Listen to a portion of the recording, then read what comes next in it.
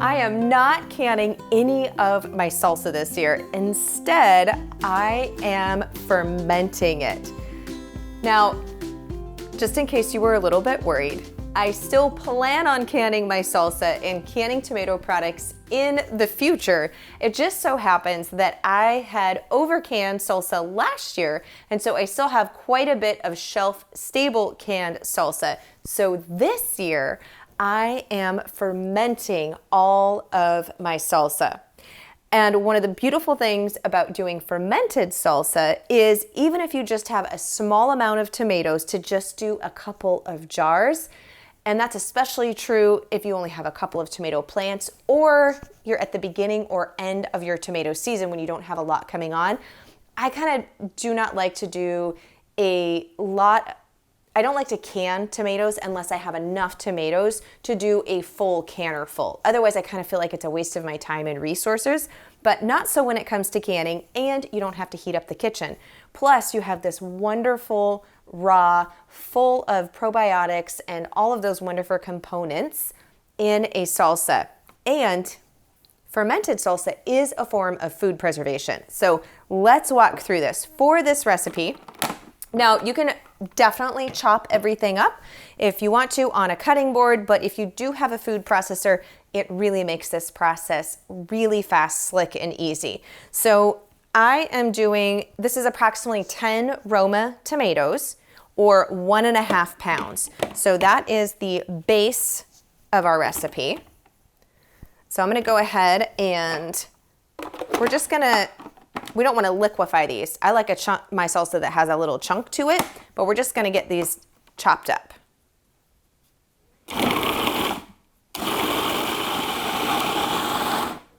So a couple of these guys are kind of caught on the top. So I'm gonna just take these out rather than continue to puree all of this up because like I said, like a little bit of chunk going on, and I'm just gonna quickly dice these.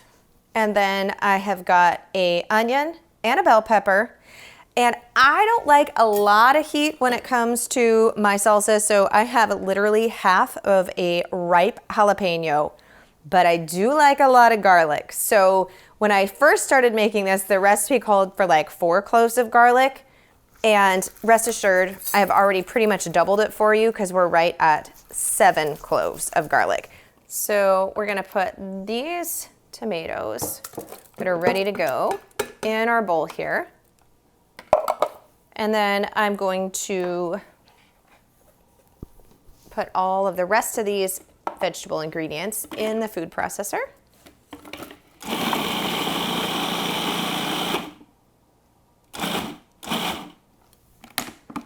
Oh, you guys, it smells so good already. So now we're gonna add in a little bit more of our flavors. So 3/4 teaspoon of ground cumin.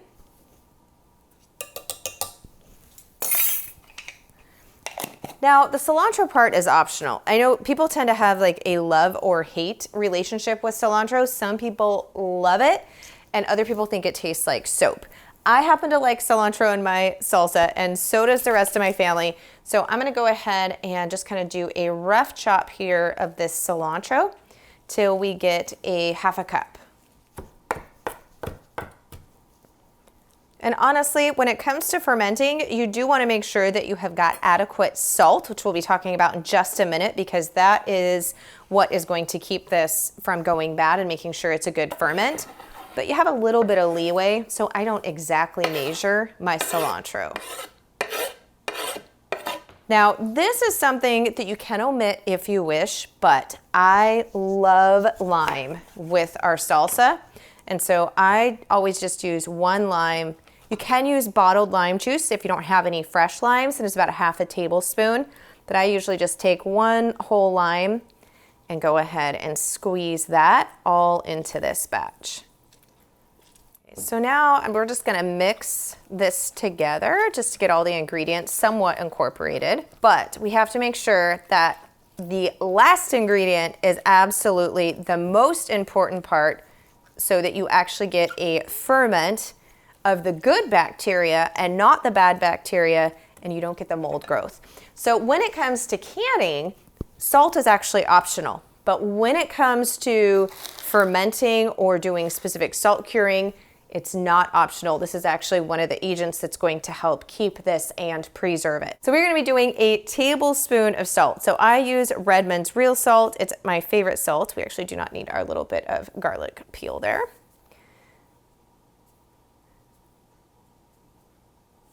And so we're going to put a tablespoon in here and just sprinkle that all on there.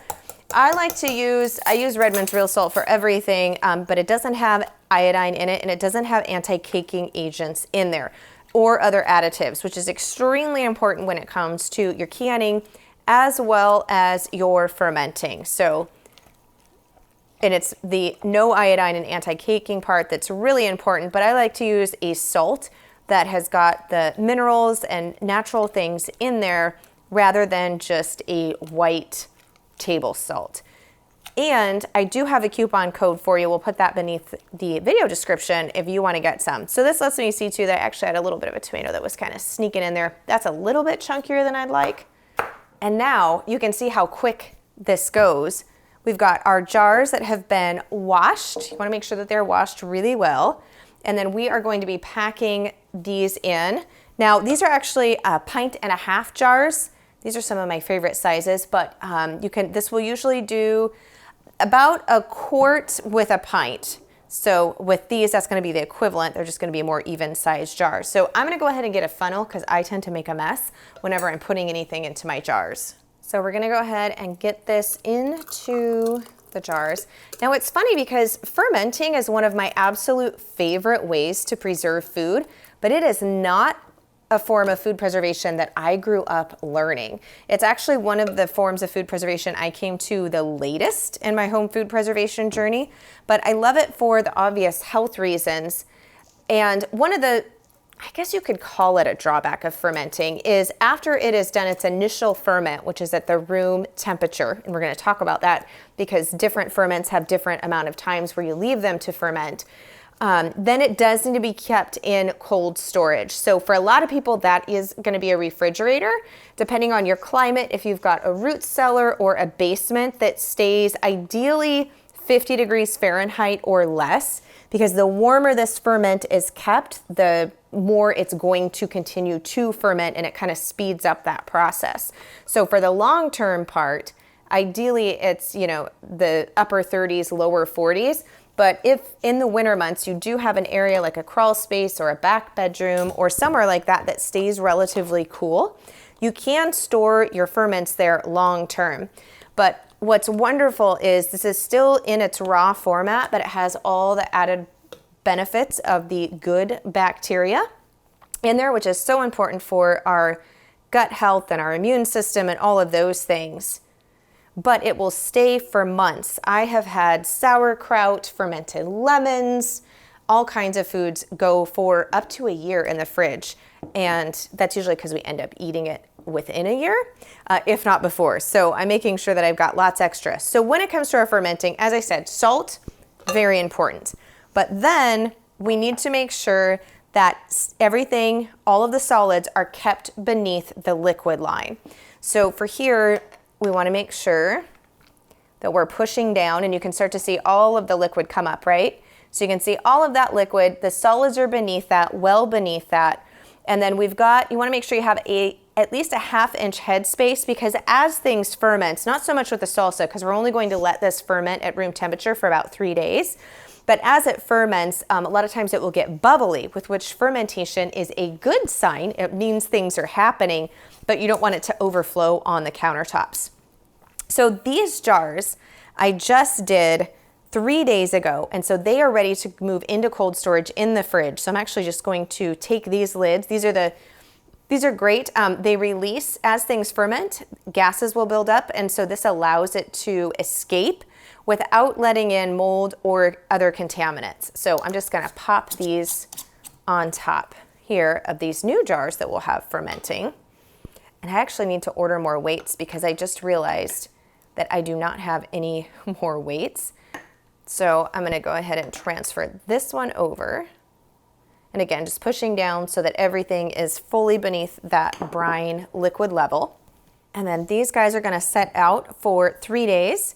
And now I'm actually gonna take a little bit of this brine level off of this one and see if I can consolidate these into a single jar to then store in the fridge. So when you're storing them in the fridge, you can use a metal canning lid with the rim, but what I usually like to use, now these aren't 100% airtight, but in the fridge they work really well. And so I will go ahead and put one of these on and transfer that to the fridge. Now, even in the cold storage, I'm using the fridge or a cold room, you do still want to make sure that the solids are beneath the liquid level, the brine level. Anything that's exposed or on top can start to mold. And if you are new to fermenting, one of the biggest mistakes I see newest fermenters make is they confuse cam yeast with mold and oftentimes throw out perfectly good ferments, not knowing the difference. So I've got this video where you can learn more about cam yeast, how to identify it, and also how to avoid it. And if you want all of my recipes, including fermenting, canning, all the 9 ways that you can preserve food at home, make sure you go and snag a copy of my book, Everything Worth Preserving. So as I said, with the fermented salsa, you're gonna go 2 to 3 days, but how do you know if you should let it go 2 or 3 days? Some of that has to do with room temperature. So the warmer the room that it's in, the faster it's gonna ferment, but a lot of it actually has to do with taste. So we are right at 3 days. So I'm gonna take a little bit of this out and see if it's where I like it to be flavor profile wise.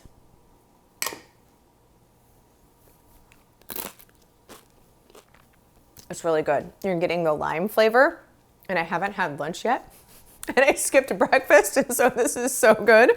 I'm trying not to just start dipping into this and eating it by the spoonful, which, with your ferments, you should always make sure that you are using a clean utensil and not cross-contaminating, which this has only been inherent being I just put it on the chip and I didn't eat from it directly. I'm gonna go ahead and do another bite. It's really good. One of the interesting things about ferments, I don't generally like raw onion. I don't like a lot of heat.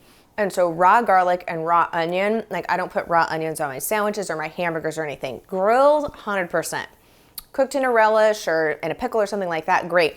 But the interesting thing with fermenting, even though it's still raw, to me, after it goes through the fermentation process, it loses some of that initial bite. So I like raw onion and raw garlic when it's in curtido or in a fermented salsa where it's been fermented, whereas just raw, I would never eat it that way. So it's like the perfect meld of flavors. So I'm gonna try not to eat this entire jar because my goal is to actually have enough of this in the fridge to take us through at least the first half of the year before we have to rely back on our canned shelf-stable salsa, but it's really good. So we'll see if this actually makes it into the cold storage or not.